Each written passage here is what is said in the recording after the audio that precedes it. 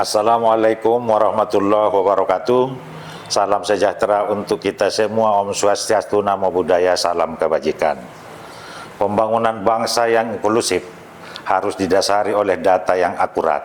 Saya Haji Ahmad Kosbi, Kepala Kantor Wilayah Kementerian Agama Provinsi Sumatera Utara, memberikan dukungan penuh atas pelaksanaan sensus ekonomi 2026 sebagai langkah strategis untuk memetakan potensi ekonomi nasional, termasuk di lingkungan pendidikan keagamaan dan pemberdayaan ekonomi umat. Saya mengimbau kepada seluruh tokoh agama, pengelola lembaga keagamaan, serta para pelaku usaha untuk turut menyukseskan agenda nasional ini. Mari kita sambut para petugas dengan tangan terbuka dan berikanlah data yang sejujur-jujurnya, karena informasi yang benar adalah wujud nyata kepedulian kita terhadap kemajuan bangsa. Mari kita sukseskan sensus ekonomi 2026 demi mewujudkan ekonomi Indonesia yang kuat, berkeadilan, dan membawa keberkahan bagi semua. Sensus ekonomi 2026 mencatat ekonomi Indonesia. Wassalamualaikum warahmatullahi wabarakatuh. Horas menjua-jua, jua-jua, iya hobu, ahoy. Terima kasih. Ya, senang sekali hari ini kita kedatangan narasumber yang sangat istimewa, yaitu Bapak Haji Ahmad Kosbi SAG MM. Selamat datang Bapak. Yaitu sebagai Kepala Kantor Wilayah Kementerian Agama Provinsi Sumatera Utara. Jadi di bawah kepemimpinan beliau, dengan berbagai upaya terus dilakukan untuk memperkuat kerukunan umat beragama. Jadi mengingatkan kualitas pendidikan keagamaan hingga mendorong pelayanan publik yang semakin baik dan inklusif. Ya, selamat datang Bapak di podcast kami, Bapak Ahmad Kosbi. Gitu, pada kesempatan kali ini Pak, kita akan membahas terkait peran data dalam kerukunan umat beragama nih Pak. Sumatera Utara ini kan terkenal dengan keberagaman yang sangat tinggi gitu ya Pak, tidak hanya suku, budaya, tetapi juga agama. Untuk menjaga harmoninya mungkin penuh tantangan gitu. Jadi bagaimana nih Pak, bisa diceritakan sedikit bagaimana peran Kementerian Agama dalam menjaga dan memperkuat kerukunan umat beragama khususnya di wilayah Sumatera Utara ini Bapak? Baik, terima kasih. Mau kerukunan umat beragama atau program khususnya di kami di Kementerian Agama, termasuk program prioritas adalah moderasi beragama.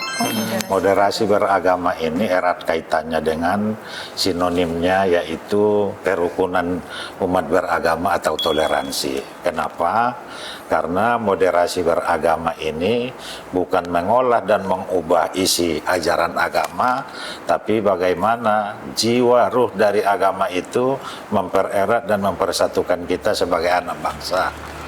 Baik dia berbagai latar belakang agama atau budaya atau adat istiadat yang memang kita beragam, lebih-lebih di Sumatera Utara. Dan selanjutnya berarti dalam hal ini Kementerian Agama ini memiliki peran yang sangat penting berarti ya Pak ya, dalam menjaga kerukunan beragama khususnya kita di wilayah Provinsi Sumatera Utara.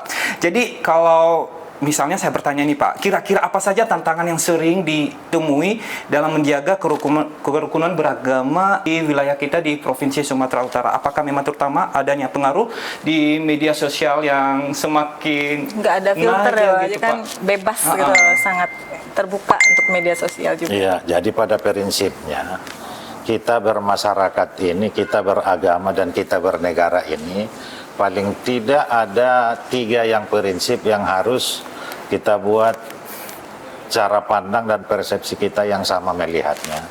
Yang pertama tentang agama. Agama ini sudah di doktrin agama masing-masing itu untuk milik pribadi dan tidak perlu kita paksakan ke orang lain untuk keyakinan kita. Kemudian bernegara, negara dan berbangsa Indonesia itu tak ada pilihan lain. Kita harus cinta NKRI, harus mencintai bangsa, harus cinta tanah air. Kemudian kita sebagai masyarakat dengan latar belakang budaya dan istiadat yang berbeda, di sini perlu kita kedepankan aturan yang dibentuk oleh adat itu sendiri. Misalnya di Sumatera Utara ada istilah Dalihan Natolu di masyarakat Batak. Dalihan Natolu ini ada komponen adat itu 3 macam tungku yang mendirikan satu kegiatan adat. Apakah dia pesta, apakah dia kemalangan, dengan Dalihan Natolu ini yang mengedepankan adat dibanding agama dan syariat, dan tidak menyalahi negara dan ajaran agama. Ini yang kita kedepankan. Jadi tantangannya di sini, apalagi dengan medsos yang sekarang ini, anak-anak kita dan banyak masyarakat kita yang belum memahami secara detail, secara sempurna apa yang disebut dengan moderasi beragama, kerukunan umat beragama, atau toleransi berbangsa dan bernegara. Karena mereka tidak paham, asik terlalu maju jarinya, mengetik, mengangkat satu pesan-pesan agama yang memang di agama lain tidak menerima. Tapi alhamdulillah yang seperti ini cepat bisa kita redakan, bisa kita tangani di Sumatera Utara. Banyak yang seperti ini, banyak. Malah ada di beberapa daerah yang hampir menyulut ke keseruan yang luar biasa. Tapi dengan sigapnya kita, apalagi deteksi dini, kita punya alat deteksi dini mencari konflik-konflik itu di lapangan. Apalagi kita diperkuat oleh penyuluh-penyuluh agama kita. Jadi kita ada organisasinya di Kementerian Agama, namanya IPARI. Ikatan Penyuluh Republik Indonesia. Ada agama Islam, ada Kristen, ada Buddha, ada Hindu, ada Katolik, termasuk Konghucu. Jadi 5 agama resmi sekarang, 6 ya, dengan Konghucu. Nah, itu semua lengkap di lapangan. Jadi sebagai perpanjangan tangan gitu ya Pak Sebagai dari perpanjangan tangan kita menyampaikan, baik menyampaikan ke masyarakat atau melaporkan ke Kanwil Kementerian Agama, tepatnya ke KUB, Kerukunan Umat Beragama. Jadi ada satu tim di Kanwil itu yang menangani khusus KUB, yang ketuanya Pak Sana, Haji Mufid. Dia yang mengkoordinir tentang kerukunan umat beragama. Termasuk tadi deteksi dini dan penyelesaian penyelesaiannya di masyarakat. Jadi kalau bisa kita, kalau dia di tingkat kecamatan jangan keluar dari kecamatan itu, kalau dia di kabupaten kota jangan keluar gapura dari perbatasan kabupaten kota. Jadi harus diselesaikan karena ada penanggung jawabnya di masing-masing itu. Nah, menganggap yang tadi itu Pak, kan kita ada terkait kerukunan umat beragama. Nah, pada Desember 2025 kemarin itu kan Kementerian Agama itu merilis Pak indeks kerukunan umat beragama. Nah, kira-kira bagaimana tuh Pak kondisi menurut angka itu di Sumatera Utara ini gitu? Jadi kalau kita secara garis besarnya di Indonesia ini sebenarnya yang rawan konflik itu provinsi kita di Sumatera Utara. Kenapa? Karena agamanya agak berimbang, suku-sukunya agak berimbang. Makanya saya sebagai Kakanwil selalu saya biasakan sapaan-sapaan suku-suku tertua di Sumatera Utara. Misalnya untuk Bataknya Horas, untuk Karonya Menjua-Jua, Dairi Pakpak Barat Jua-Jua, untuk Kepulauan Nias Yahobu, untuk pesisir timur yang Melayu Ahoy. Nah, itu selalu saya sosialisasikan di masyarakat.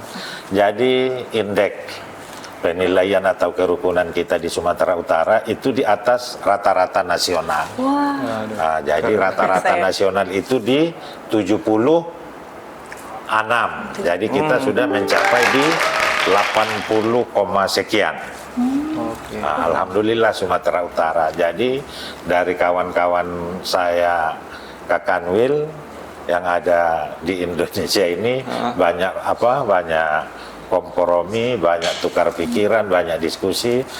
Di Sumut itu yang dianggap cerminan yang sangat luar biasa rawannya, tapi kok bisa padu dan kompak. Iya, infonya Itu 10 tadi. besar ya Pak ya kabarnya. Iya.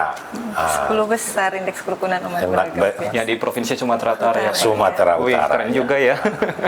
Jadi mungkin itu karena kita agama kuat, adat kuat, apalagi cinta tanah air. Makanya selalu saya sampaikan untuk bermodalisasi beragama atau kerukunan umat beragama ini paling tidak ada 4 kata kuncinya. Yang pertama cinta tanah air atau cinta kebangsaan. Ya. Yang kedua benci dengan kekerasan. Ya, betul. Setuju, Yang Pak. ketiga toleransi terhadap agama dan adat lain, suku lain. Kemudian yang keempat menghargai budaya atau adat istiadat yang ada. Oke Pak. Jangan pula kalau Melayu pakai tepak siri, Bataknya nanti pakai upa-upa, salah menyalahkan. Ini yang tak boleh itu. Ya. Baik Pak. Saling menghargai ya Pak ya. Iya. Oke, jadi selain peran Kementerian Agama di sini Pak, peran masyarakat ini juga sangat penting dalam menjaga kerukunan umat beragama di wilayah Provinsi Sumatera Utara ya Pak ya. Jadi kira-kira apa harapan Bapak terkait peran masyarakat di Provinsi Sumatera Utara untuk menjaga kerukunan umat beragama tersebut? Harapan kita masyarakat ini berkolaborasi. Kalau kita pakai istilah Pak Gubernur, kolaborasi Ya, betul. berkah. Sumber berkah. Sumber berkah. Jadi kalau kita di Kementerian Agama atau toleransi beragama, demokrasi beragama ini, kita melihat di beberapa desa kampung kita ini kan banyak yang tidak satu akidah. Iya, betul. Ada yang Kristen, ada yang Islam, ada Katolik, ada Buddha, ada Hindu. Makanya kita di Kementerian Agama ada kampung moderasi.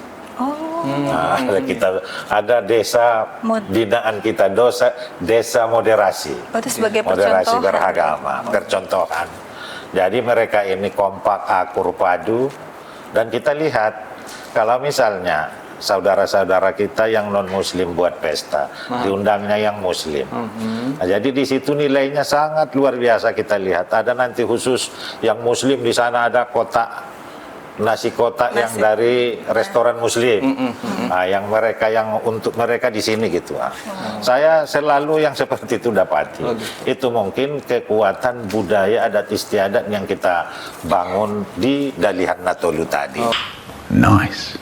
Nah, jadi rasa kebersamaan itu, jadi urusan agama adalah urusan pribadi, jiwa dan hati yang paling dalam. Sementara untuk kekompakan, persatuan, kesatuan, tolong menolong, harmonis, nah itu yang kita lebih utamakan untuk berbangsa dan bernegara.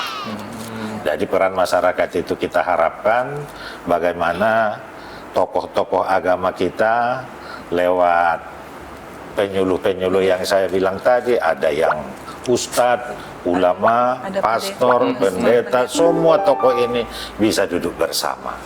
Nah, dan mereka memberikan arahan-arahan ke umat. Jadi selalu saya sampaikan itu, misalnya apa di bulan ini yang kira-kira judul yang pas, misalnya untuk khutbah-khutbah itu, misalnya radikalisme supaya dijelaskan. Itu berkoordinasi juga itu Pak antar Jadi penyuluh ya Pak ya. ya, makanya dengan penyuluh-penyuluh misalnya lah untuk Sumatera Utara, hari ulang tahun Sumatera Utara juga udah kita sampaikan, disisipkan nanti judul khutbah, judul ceramah, seperti itu kita tetap sekecil apapun kita mengupayakan kompak dan harmonis di tengah-tengah masyarakat. Jadi selain dari penyuluh tadi ya, jadi penyuluh juga turut menyukseskan gitu, tapi masyarakat juga harus mendukung Harus gitu ya, mendukung. seperti itu ya Pak ya. Nah, jadi kan kolaborasi ini tuh sangat dibutuhkan gitu agar kerukunan umat beragama dapat berjalan dengan baik. Nah, ini Pak, saat ini nih Indonesia sedang mengadakan hajatan besar Pak, sensus ekonomi 2026 gitu pada bulan Mei hingga Agustus 2026 ini gitu. Kira-kira bagaimana nih Pak dukungan dari Kementerian Agama terkait pelaksanaan SE? Soalnya kan kita juga melihat ya bahwa sektor keagamaan ini tuh sangat berperan dalam perekonomian gitu, seperti adanya rumah ibadah, pesantren, sekolah keagamaan, serta lembaga-lembaga keagamaan yang bisa turut menyokong perekonomian gitu. Gimana nih pendapat Bapak nih? Saya pada prinsipnya mendukung, sangat-sangat mendukung. Jadi Kementerian Agama dalam hal ini untuk membantu mensosialisasikan, tidak saja mensosialisasikan, untuk sekaligus nanti membantu dan mengarahkan di lapangan. Ya, betul Pak. Jadi mungkin baiknya ini kan manfaat dan tujuannya biar tahu kita posisi masyarakat kita, ekonominya sampai di mana, mana yang mau kita tambah, mana yang mau kita bantu. Ini kan tentunya di program Bapak Prabowo ini luar biasa. Jadi menurut saya kalau perlu lagi coba kita buat satu yang teknis nanti, MOU Kanwil Kementerian Agama dengan Badan Statistik. Nah, kita buat dengan MOU itu nanti bisa saya sebarkan ke seluruh kabupaten kota. Dengan adanya MOU kita ada uraian secara singkat nanti, udah kalau perlu pun nanti bahan khutbahnya, bahan ceramahnya nanti biar disampaikannya ke akar rumput. Jadi nanti kita tinggal ketemu di lapangan ataupun mereka sudah jalan, bapak-bapak, ibu-ibu dari Badan Statistik sudah tinggal jalan di masyarakat. Iya, jadi proses pemotretan perekonomian di masyarakat itu juga bisa dapat terlaksana dengan baik gitu ya Pak, dengan ada bantuan dari penyuluh agama gitu di dalam masyarakat. Jadi mohon doa restunya ya Pak, semoga kegiatan sensus ekonomi 2026 ini berjalan dengan lancar ya Pak ya. Dan selanjutnya Pak, ini sebagai penutup nih Pak ya, pesan apa yang dapat Bapak sampaikan kepada masyarakat yang ikut menyaksikan acara ini agar turut berpartisipasi dalam meramaikan sensus ekonomi 2026? Harapan saya kepada masyarakat, seluruh masyarakat Sumatera Utara, supaya kita dukung, berikan data yang sejujur-jujurnya, yang sebenar-benarnya, bahwa kedatangan petugas kita ini semata-mata murni tugas yang sangat mulia dari negara, agar negara tahu memahami pengembangan perekonomian di masyarakat kita. Jadi secara pribadi saya berharap kepada seluruh PNS, ASN atau P3K yang ada di seluruh Kementerian Agama untuk membantu Badan Statistik Provinsi Sumatera Utara untuk mensosialisasikan dan membantu di lapangan untuk pendataan sensus ekonomi 2026. Iya Pak, dukungan semua pihak sangat bermanfaat ya untuk menyukseskan kegiatan. Dari tambahan nanti pun kita tidak buat MOU, kasih sama saya ini tulisan pointer-pointer terkait apa yang mau dilakukan penyuluh di lapangan. Nanti biar saya lanjutkan ke Kakan Kemenak seluruh kabupaten kota. Dan juga kakua-kakua di seluruh kecamatan Sumatera Wah, seru banget ya Bang Denu obrolan kita hari ini gitu. Dari Bapak kita juga dapat mendapatkan banyak ilmu, insight, berbagi cerita, pengalaman dan inspirasi bagi kami di podcast Pascalibah Pro. Nah, terima kasih juga teman-teman yang sudah mendengarkan podcast kita kali ini. Jadi jangan lupa sukseskan sensus ekonomi 2026 untuk Indonesia yang lebih baik. Dan saya Denu, saya Farah, pamit undur diri. Sampai jumpa di episode berikutnya.